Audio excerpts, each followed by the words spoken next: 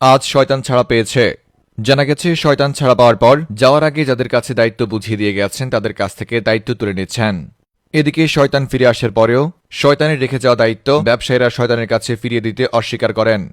এদিন ব্যবসায়ীদের সাথে শয়তানের শয়তানি দায়িত্ব ফিরিয়ে দিতে অস্বীকার করেন দেশের চাঁদাবাজ, সুদখোর এবং ঘুষখোরেরাও। এদিকে শয়তানের সাথে এত বড় বেইমানি করায় শয়তান সেখানেই তাদের উদ্দেশ্যে গালমন্দ করেন। এক পর্যায়ে শয়তানের সাথে সেখানে হাতাহাতিও হয়ে যায়। অতঃপর দুঃখে কষ্টে শয়তান তার ভেরিফাইড ফেসবুক পেজে আবেগঘন স্ট্যাটাস দেয়। এই স্ট্যাটাসে শয়তান লেখেন, যাদেরকে ভাই ভাবতাম তারাও আজ আমার সাথে বেইমানি করেছে। স্বার্থের এই দুনিয়ায় কেউ আপন হয় না। এদিকে জানা গেছে, শয়তান আবারও তার সেই টিকটকার বন্ধুদের সাথে পুনরায় হাত মেলাবেন এবং যারা এই রমজানে হিজাব পরে টিকটক ভিডিও করেছে তাদেরকে বিশেষভাবে পুরস্কৃত করবেন। আর জানা গেছে, চাঁদরাতেই শয়তান প্রথমবারের মতো বাচ্চাদের দিয়ে আতশবাজি ফুটানোর মাধ্যমে পুনরায় তার শয়তানি কর্মকাণ্ডের শুভ উদ্বোধন করতে যাচ্ছেন। এছাড়াও কিছু গ্রামের চাচাতো ভাইদেরকে দিয়ে পিকআপ কিংবা ট্রাকে করে জিবিএল বক্স বাজিয়ে এলাকা এলাকা ঘুরাবেন। রমজানের পর ছাড়া পাওয়া শয়তানকে নিয়ে বিস্তারিত দেখুন রিপোর্টার ইবলিস হোসেন শয়তানের রিপোর্টে। শয়তানের সাথে বেইমানি করে বসেছে ব্যবসায়ীরা। ভাবতেই অবাক লাগে, যে শয়তান প্রতিনিয়ত মানুষের সাথে বেইমানি করছে সেই শয়তানের সাথে বেইমানি করে বসেছে ব্যবসায়ীরা। তাহলে শোনা যাক বিস্তারিত ঘটনা।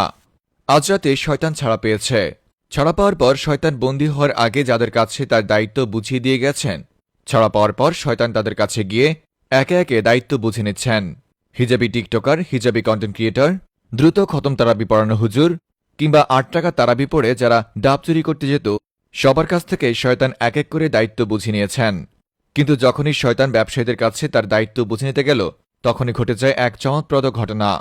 ছাড়া পাওয়ার পর সবার মতো করে শয়তান যখন ব্যবসায়ীদের কাছে গিয়ে তার শয়তানি দায়িত্ব ফিরিয়ে নিতে চেয়েছে, তখন ব্যবসায়ীরা শয়তানকে তার শয়তানি দায়িত্ব ফিরিয়ে দিতে অস্বীকার করেছেন। এমনকি ব্যবসায়ীদের সাথে শয়তানি দায়িত্ব ফিরিয়ে দিতে অস্বীকার করেছেন দেশের চাঁদাবাজ, ঘুষখোর এবং সুদখোরেরাও। এছাড়াও সেই সাথে অস্বীকার করেছেন পরিবহন চালকরাও।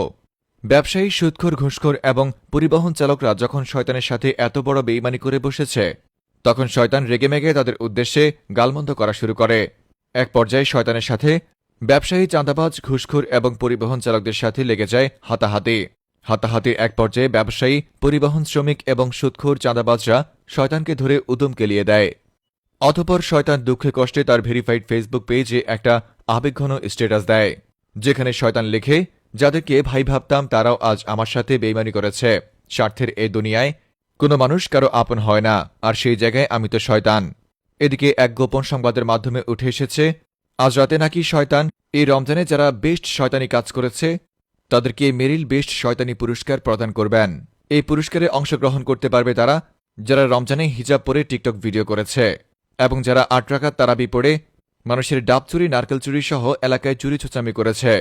এছাড়াও অংশগ্রহণ করতে পারবে যারা এই রমজানে খুব দ্রুত তারাবির নামাজ পড়েছে এবং যারা সেহরি খেয়ে ঘুম দিয়ে ইফতারের আগে উঠত, তারাও এই পুরস্কারে অংশগ্রহণ করতে পারবে।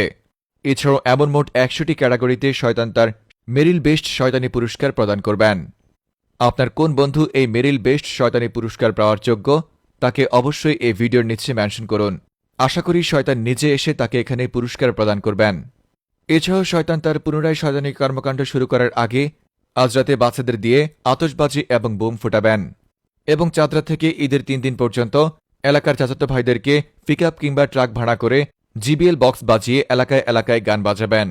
রিপোর্টার ইবলিস হোসেন শয়তান ফ্রম নিউজ ভাইয়া।